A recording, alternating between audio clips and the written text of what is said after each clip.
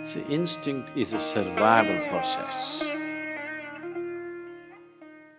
There is a natural instinct to preserve yourself, which might have gotten weak living in artificial circumstances.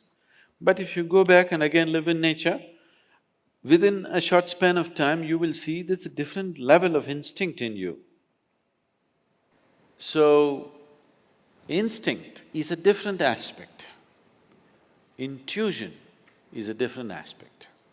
Instinct is a certain dimension of physical perception. Intuition is not perception. Intuition is just a different dimension of computing. Same information, logically 1, 2, 3, 4, 5 steps, intuition talk 1 step. That's all it is. So how to develop intuition? There are various methods.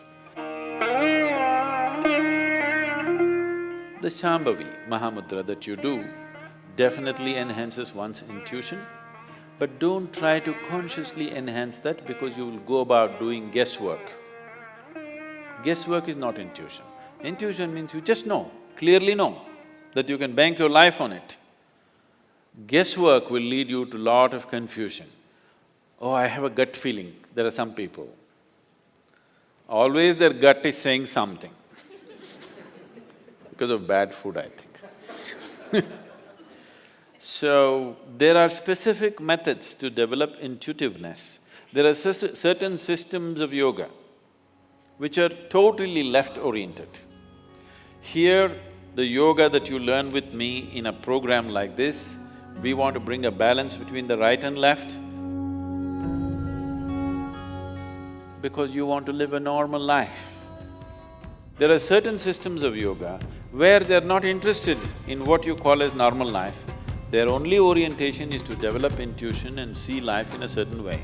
What they do is they take beeswax and close off the right nostril. 12 years, one solar cycle, 12 and a quarter years, they block off the right nostril and you will see the logical mind will almost die. You will have no thought process, but you just simply know things like a cobra. See, if you ever handle snakes? No. If you handle a snake, especially a cobra, it is so perceptive. The reason why you see a cobra next to Shiva is because every yogi carried a snake at one time. Just yesterday somebody was reminding me that in the Middle Eastern culture, particularly the Christian mysticism, they show people carrying a snake-like stick because they couldn't get cobras in Middle East. They created a stick or they found a natural stick which looks like a cobra and they tried to use it. You see Moses carrying a snake-like stick and in many other places. But in India, yogis always carried a live cobra.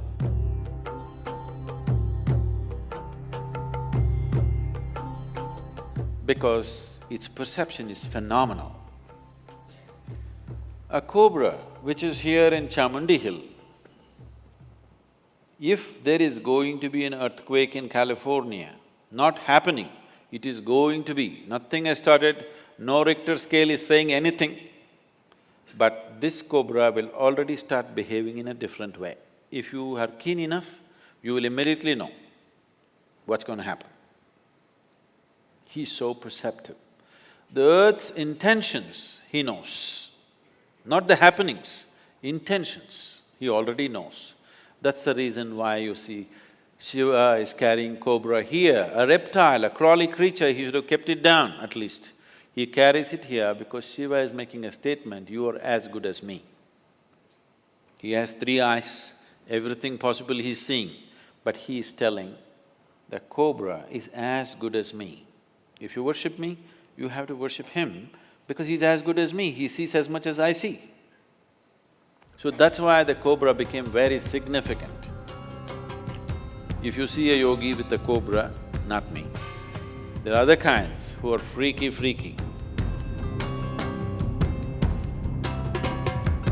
Who'll have a cobra and who'll have green-colored glass bangles on their left hand. If you see them, if you look at his nostril, you will see he has beeswax sealing off his right nostril. If you see that he doesn't have a beeswax, that means he is past his 12.25 year solar cycle and he is worth being with. There are things about him that you cannot imagine. So, you cannot go that way. What you can do is, the simple practice of Shambhavi definitely opens up that dimension. But before you go into intuition, it's very important the logical dimension of your life is properly established. Otherwise, every fool who can't think straight will think he's intuitive. Yes, first establish the logical dimension of your life perfectly clear, then explore intuitiveness, it'll be fabulous. But without establishing logic, you try to walk into intuitiveness, you'll just go into a world of confusion.